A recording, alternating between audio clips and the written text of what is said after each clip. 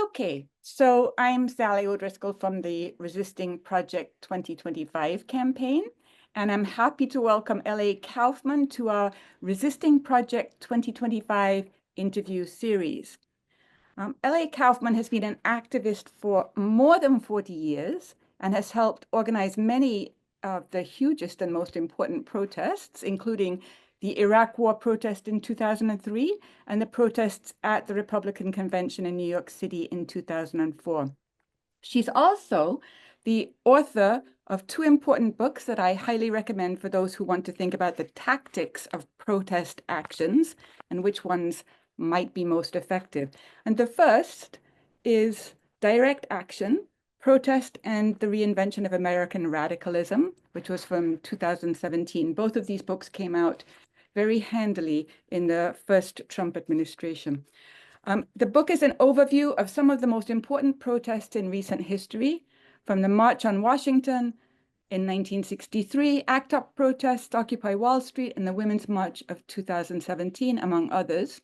Her analysis discusses which ones were most effective, in what ways and why, and she also considers the tactics of large public protests versus smaller radical actions. And importantly, she notes the influence of feminist and queer organizers from the March on Washington onward.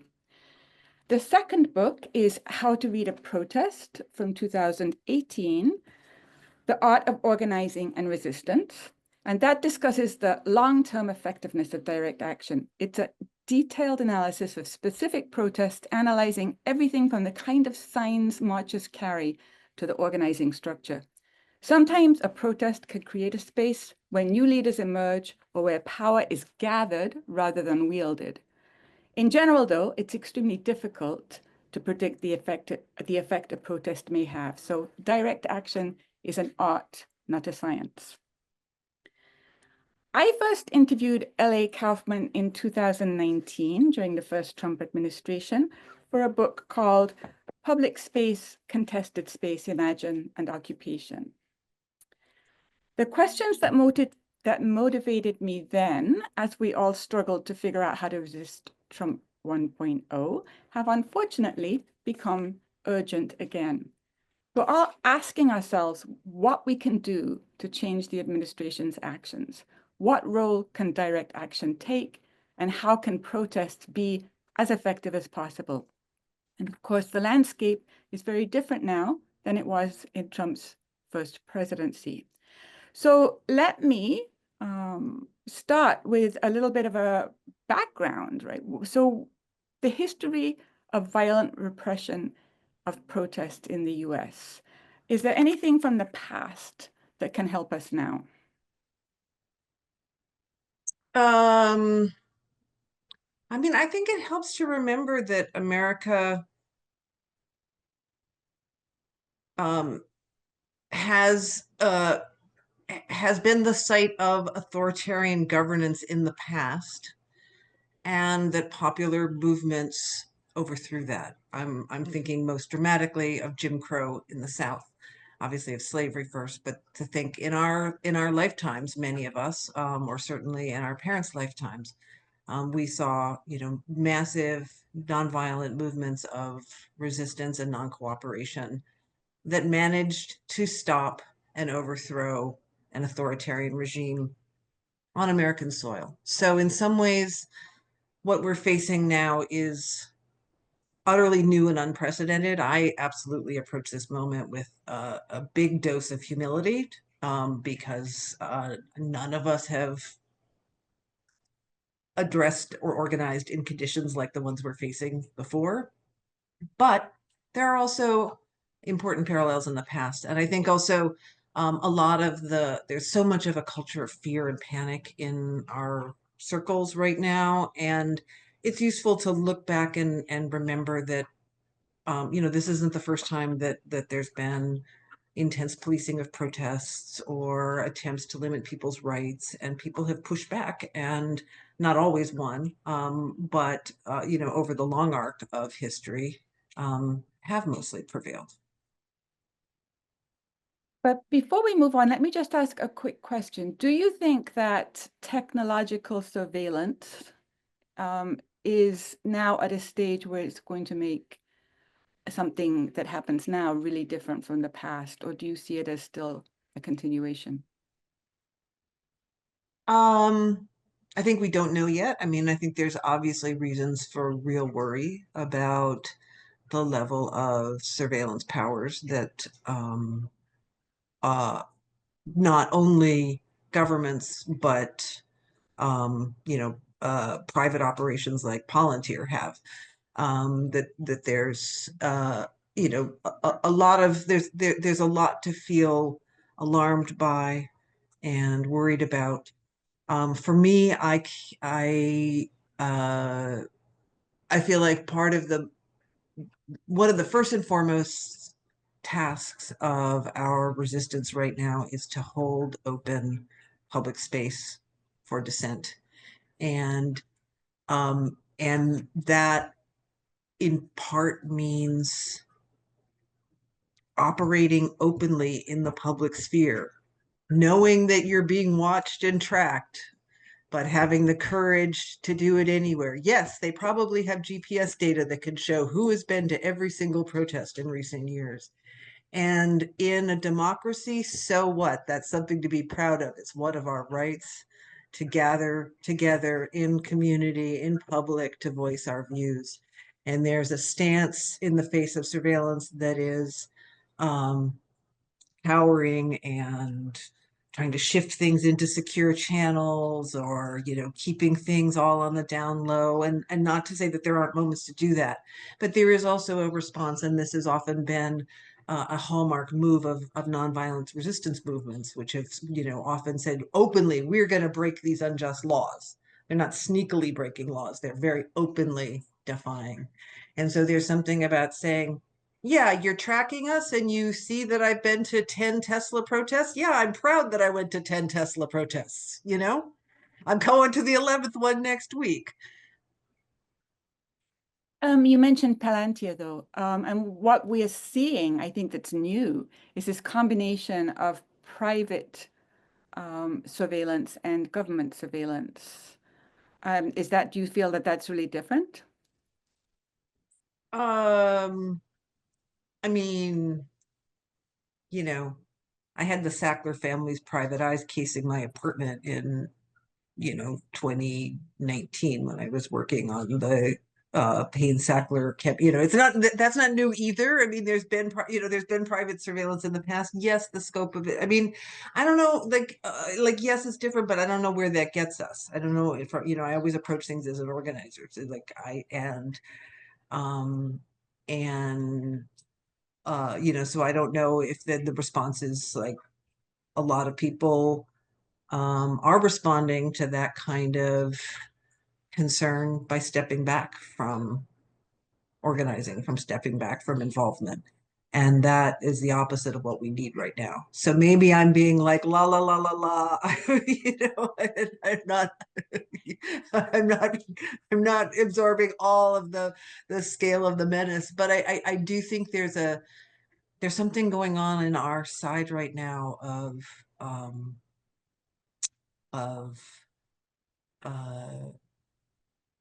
our fears of what might be are so great that it's really coloring how we show up to act in the here and now. And that concerns me. Well, and one more piece of the past that could be the future is, of course, the fear that many people have that Trump will invoke the Insurrection Act, and that will make public protest inimitably more difficult than it is now. And what do you think about that, or whether it's something we should worry about?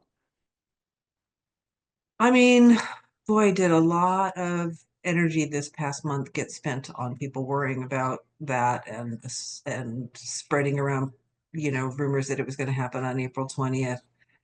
I'm grateful for the people who are, um, preparing responses in case that should happen. But I think I think this is not a moment. I think that there's certain tactics that are not prudent at this moment, in part because they're more likely to trigger that kind of a declaration. Like I in general am often unpersuaded that certain kinds of disruptive tactics are productive, like shutting down freeways, shutting down bridges. I think there's moments of crisis where those kinds of disruptive actions do send a really powerful signal. The business as usual can't continue. But a lot of times what actions like that end up doing is, just alienating all the people who are inconvenienced because they have somewhere they need to be and the roadway has been blocked. It kind of, pisses off the wrong people. It doesn't really piss off your enemies. It pisses off people who should be your allies. So like right now, I don't think is a moment for those kind of, I think it's a moment for like the overpass brigades that are doing visibility actions on freeway overpasses. This is a moment of like, spreading outward, connecting more broadly, as opposed to that kind of disruption. I think if people, did a whole bunch of freeway blockades right now, that could well trigger an invocation of the Insurrection Act. But also, he might do it for no reason whatsoever. The Insurrection Act being invoked is not the same as full-fledged martial law either. And yeah, I think people who I've kind of seen a lot of movies and have kind of a scary idea of Handmaid's Tale dystopian vision of the future. I mean, we live in plenty dystopian times right now in the present. Don't quite realize that like actually people are doing civil disobedience actions right now and have been doing so since Trump took office and have been facing consequences that are not that different from what they faced for analogous actions in the Biden era. So there's been people who've done sit-ins in the Tesla showrooms in Manhattan. The Reverend Barber was arrested for praying in the U.S. Capitol the other day by U.S. Capitol Police, not even by most of the actions that I know of, the direct actions that have taken place in D.C. since Trump took office have been in the jurisdiction of the DC Municipal Police as opposed to the Capitol Police for obvious reasons. It's a different arrest. But Reverend Barber was arrested in the Capitol by the Capitol Police the other day and cited and released in the same procedures that so there's a way in which the intensity of the fear right now is making it hard for people to perceive the actual contours of where there's escalated threats at the moment and where there aren't. There's obviously escalated threats of raids and of ICE action in every community in the country. That is very different. But so far, these hundreds and hundreds of protests that have happened all around the country have unfolded peacefully, not just because the participants were peaceful, but because they have been allowed to happen peacefully. They weren't blocked or shut down by local police that I've heard of. So people are very much talking about looming fascism, but it's important to remember we're not there yet. We actually have civic space in which to operate, and it's all the more important that we be claiming that space right now and holding strong with it. Right. And that is one of the things that you talk about in both of your books, the difficulty and the importance of holding public space open and protecting it at all costs. But another thing that you talk about in both of your books is the difficulty for organizers of deciding what's the right tactic at the right moment.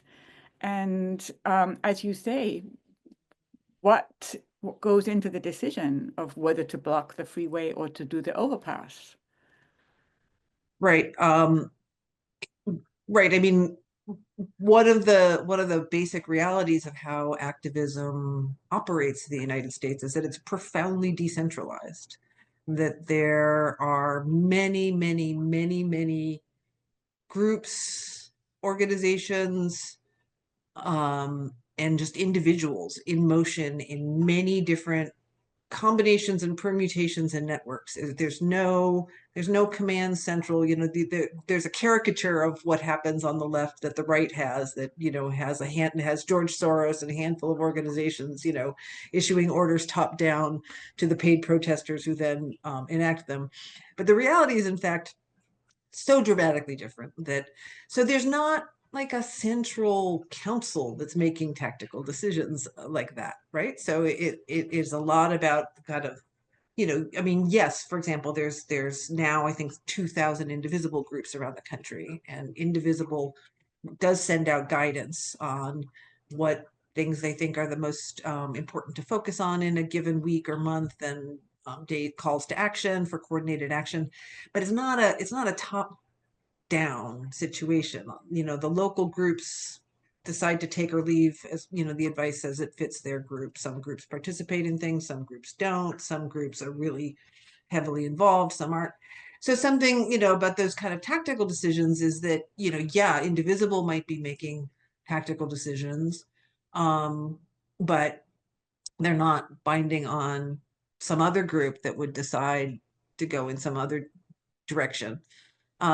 So it's always very nuanced, and there's kind of these moments where a certain approach will really resonate with people and will take off, where like with Occupy Wall Street, where the idea of having an encampment to dramatize economic inequality, it started in one place, and then the idea, like people loved the idea, and it took off. But it is, it is a bit of a problem that while there are, there are definitely a lot of coalitions and coordinating spaces, there aren't kind of movement-wide structures where people are really grappling these questions around tactics and strategy. It's more like there's forces in motion, and if something resonates, it grows. If it doesn't, it becomes, an outlier. So like the Tesla takedown protests, those really resonated with people. Started in just one or two places, and then now it's spread that there's hundreds of places around the country where people are holding regular actions outside Tesla protests. But there's no there's no like central strategic command who's directing them all to hold those protests in a certain way. Would you want to see such a thing? No, I think it's much better that we don't have one. I mean, I think it creates some challenges for collective strategizing, but especially in a moment of looming authoritarianism. I mean, it is just what we have and what we've had for a long time. So it's not something that, people who are kind of like, we need unity on the left. It's like, good luck with that. People are pretty fiercely protective of their autonomy in this movement of movements that we have. And I think it's a tremendous strength. And that it's especially a strength, again, in a time of looming and worsening authoritarianism, because it's so hard to shut down. It's so, there's no, if you have a top-down leadership, you just take out the top, and then, the followers don't know what to do. When you have a movement that's full of so many different leaders, so many people taking leadership in their own ways in their own communities, and yes, looking to other leaders for guidance and suggestions, but not in a strict hierarchy. One movement gets paralyzed by, I don't know, lawsuits or some other form of government interference. You have all these other nodes that can't be shut down. So no, I don't think but it's kind of a myth where people will think, we need to have unity in order to fight back. And I think, no, we need to have coordination, which is different from unity. Can you say a little bit more about that? What would coordination look like? Well, like for instance, it would look like,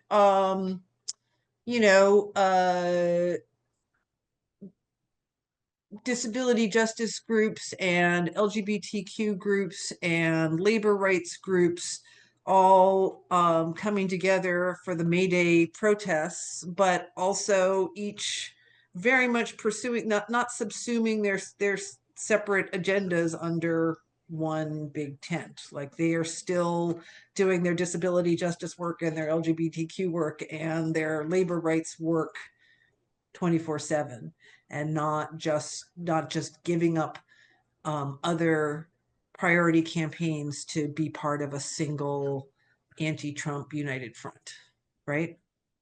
Right. So and there's lots of models of this. In Brazil, for example, part of the pro-democracy movement in Brazil did have a single massive coalition that stretched from the far left to the center right. And by their account, it was really challenging, but the stakes were so high that people figured out ways to coordinate on those points of agreement that they shared. But they weren't expected to unify on everything, because there were areas of profound disagreement on which people agreed to set aside for the sake of preserving democracy. So that's the kind of distinction that I'm making. And do you see places where that kind of coalition building is happening, where, as you say, different groups have very, very different agendas and needs, and yet that there is some willingness to build a coalition to unify on only one issue? I mean, I think the May Day mobilizations are going to be a good example of that, and that there's a breadth of groups coming together to stage these actions that is really significant. That it's a lot of the the groups like Public Citizen and Move On and Indivisible that we associate with resistance work, along with a lot of labor unions that have maybe not been out in the streets as much. So I think that's a promising sign. I think the mobilization that's coming up around the veteran-led mobilization in early June is another really promising sign. I suspect there's going to be a whole lot of American flags in those events. It's going to have a cultural character that's very different from, like, just say the first women's marches. It's going to be a very different vibe that some people in our activist circles might be uncomfortable with, not feel, and that I think we absolutely need if we're going to win. Like, we absolutely need to have veterans groups who are being so profoundly attacked by the Trump administration feel allied with other forces that are in movement at this time. And that means again, like a cultural feel and probably a framing around the mobilization that's going to be a different, like, again, more patriotic, more symbols of America. You're not going to hear a lot of people talking about settler colonialism. You're gonna, it's right. It's going to be right things that we might want to debate in some contexts are going to be, it's going to be a different kind of mobilization, and I thoroughly applaud it. I think that kind of incredibly broad coalition is the precondition for us to preserve democracy in the midst of this incredible threat.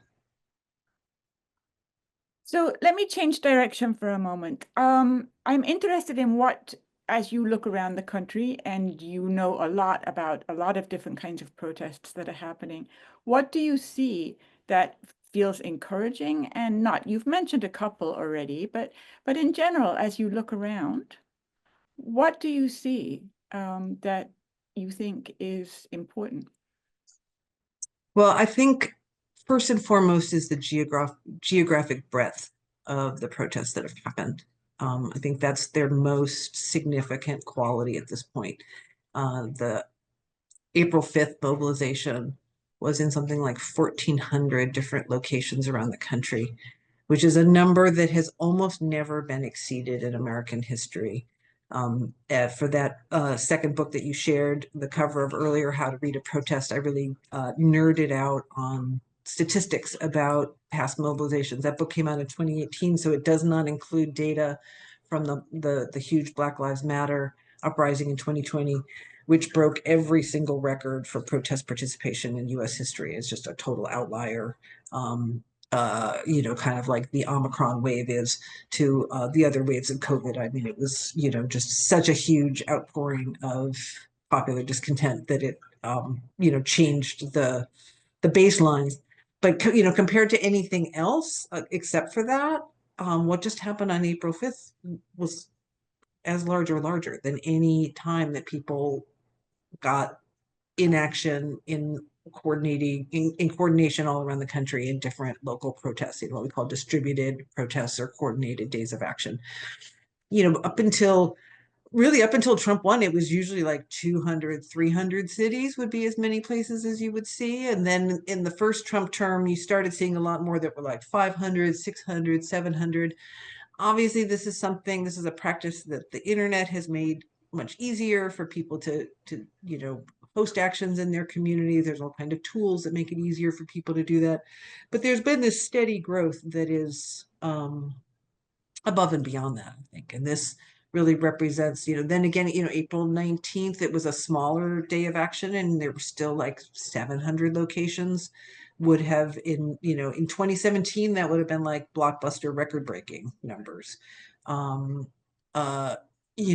I think that the numbers for the May Day mobilization are hovering around 1,000. They would probably creep up a little bit.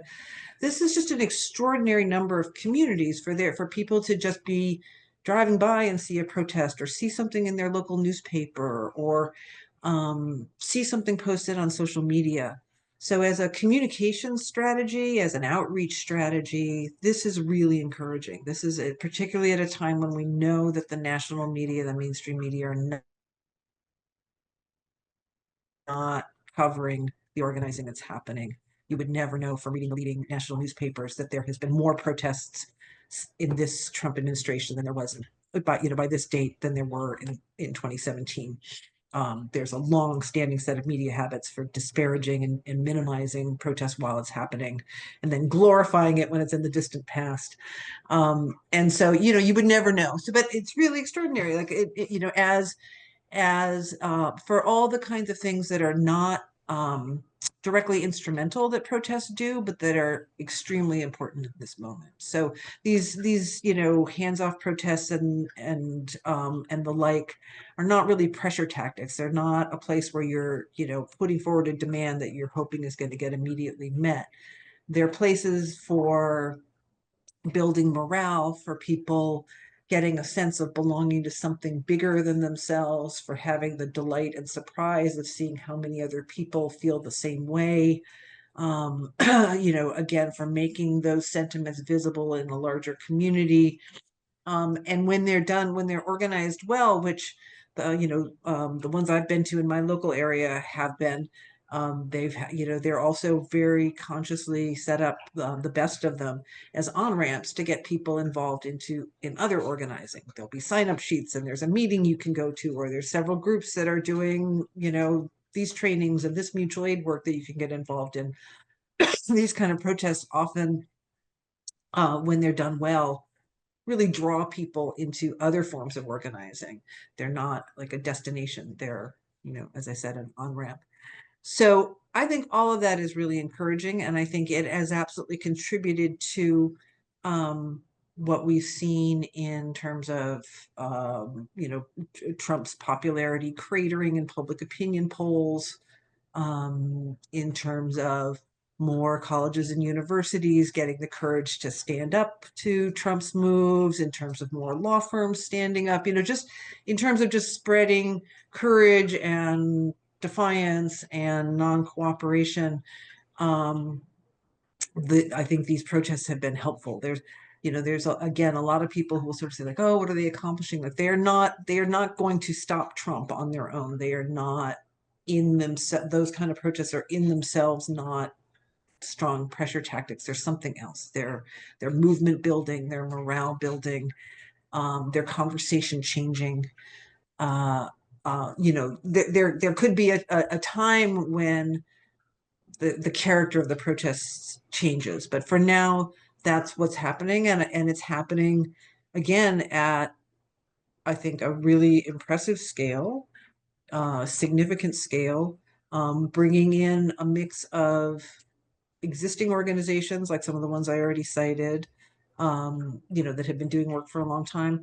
But this is also a time when we're seeing new groups forming. There's this whole new national network, decentralized, called 5051.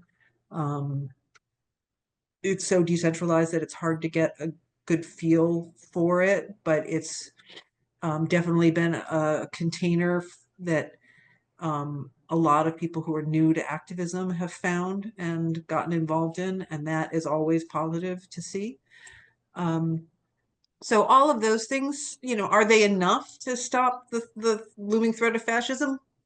I can't answer that, but I do find it really encouraging after, particularly, very early, those first couple of weeks after Trump took office, there was that feeling that everyone was kind of paralyzed and stunned and deer in headlights, not sure how to act. And I think this sense that we've had over the last however many weeks of non-cooperation building is really encouraging. You make that really important distinction in your books, that the difference between movement building on-ramps that bring new people in who feel that they could be part of something which they did not know that they could feel before, and the kind of protests that are trying to make a direct change in public policy, which are, I guess, much rarer. But, and you talked about the Women's March of 2017 as one of those important occasions that brought a lot of new people into protesting who had never done so before. But also one more piece of that you talked about before was that new leaders emerged from that, right? And that people who had never thought that they would be organizing a protest started to do so. Now, do you see or do you predict that new leaders are going to come out of this kind of grassroots movement building that you've just been describing? Oh, they clearly already have. I don't know their names. I don't know who they are, but they clearly are everywhere. There's clearly hundreds and hundreds of new leaders who have emerged. You can tell it by, how many new actions have sprung up and how many new mutual aid groups have sprung up and how many new new initiatives of every kind. So, it's early days yet to see, if any of those people come to stand out at the national level for their leadership. But at the local level, in all these many, many communities where people are in action, it's clearly already happening. That said, I want to say that I want to note that one quality of the decentralized protests that have happened so far is that they have tended to be older and whiter than the American populace as a whole. And I'm someone who sees that as a glass that's half full rather than one that's half empty. There are ways in which you could talk about that as being a problem. And there's also ways that you could talk about that as being a strategic strength. And I am very interested in the ways in which, particularly the threats to Social Security have mobilized a lot of older Americans, older white Americans who are not people who would traditionally be out at street protests, who are, embedded in communities that are not like traditional activist communities. I see that the leadership among that kind of demographic slice as being really strategically interesting and promising. It doesn't mean, there's plenty of other things that are in motion. There's an enormous amount of mutual aid work that's happening that cuts across demographics. There have been the Day Without an Immigrant mobilizations that have been mostly coming out of Latino communities. So there's, that's not, these older white folks are not by any means the only people in motion. But I think the fact that that's who's been most visible in the street protests, again, I think it's interesting strategically and has its own potential. And do you see ways to diversify the street protests? Is that something that people need to be thinking about? I mean, I don't want to generalize about people of color-led movements, but I certainly have heard some sentiment that, particularly after the risks that people took in 2020 out in the streets, and some of the repression that they faced, that it's kind of white folks' turn. And I've heard that sentiment from some quarters. And, uh, I feel like, I feel like that street protesting is only one way to be showing up and organizing in this moment. And it's okay if it's not for everyone. Mhm. So let's come back to the question that you brought up at the beginning, which is the culture of fear that we're living in, which does seem new and different. And so then the question is, what do you think we can do about that? What's the effect of that fear on people, and how can we address that? Yeah, I mean, it's been really stunning to see how these waves of fear and these rumors have gripped people, how they've shaped people's actions, how many people have shut down or backed off or cowering, or some way in a mode of protection because of the fear. And so because of that, I think it's really important that we actually very deliberately, consciously build a culture of celebrating courage in our movements and our activism, that we like we pay attention to what we're posting on social media and try to post as many wins and as many celebrations of people who are non-cooperating as we do assessments of the scary conditions that we're facing, right? That, as that we're not just spreading the content that reinforces fear, but we're spreading content that reinforces courage and hope, and and celebrating the moments when our pushback is winning, or is having an effect. There's the number of lawsuits that have managed to stall Trump initiatives is extraordinary and something to be celebrating. So I think we should also be really actively, gathering people to send thank you notes to people who are standing up and showing courage in this moment. I've been doing it. I've been doing it with friends, and it really it's kind of a great exercise to stop and think like, oh, I think I'd like to send a note to that judge in Milwaukee who was just arrested for following due process. And oh, look, my alma mater happens to be on the list of universities that signed that statement. And to really kind of do it into, oh, and the county clerk in my county did something courageous, to really do an inventory of your worlds and who is standing up and who is showing courage. For me, I found that really heartening just to think about those examples. And I think the more that we can be doing that and naming that and spreading those examples of courage to one another, the more we can begin dispelling some of this culture of fear. Again, I think just the fact of people showing up to protest is an important way of dispelling fear. People, you may recall, were really scared right after the inauguration. We're really worried that, I don't know what people's, exact terrible scenario was, but, people were really afraid that just showing up, standing in, on the sidewalk with a sign was going to be met with horrible repression. And it's taken real courage for people to stand up and go out on the streets anyway. So I think, that too is a way of helping dispel the fear, by simply claiming the civic space that we are due and that we still have despite it all. So let me just ask you then, as we wind up here, what else needs to be said here? What should we be thinking about? What have you not been able to address yet?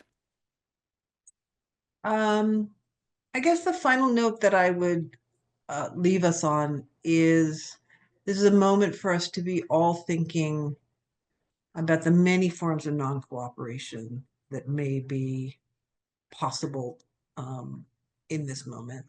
We've talked a lot about street protests as one mode of non-cooperation and resistance, but there are many more. There's many ways. I think that the Know Your Rights training work that people are doing right now is some of the most important of the forms of non-cooperation. But as you are going to be foregrounding in this series, there's all kinds of ways that people can be whistleblowers, or who can refuse to go along, or can put sand in the gears. And I think all of us broadening our vision of resistance into the broadest possible sense of non-cooperation is kind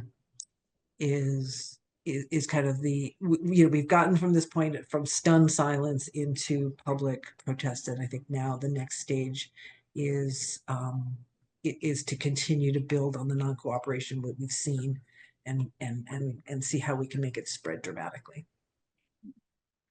And you seem somewhat optimistic, a half glass full person, about the way things are moving forward in the last 100 days. They've changed in terms of resistance.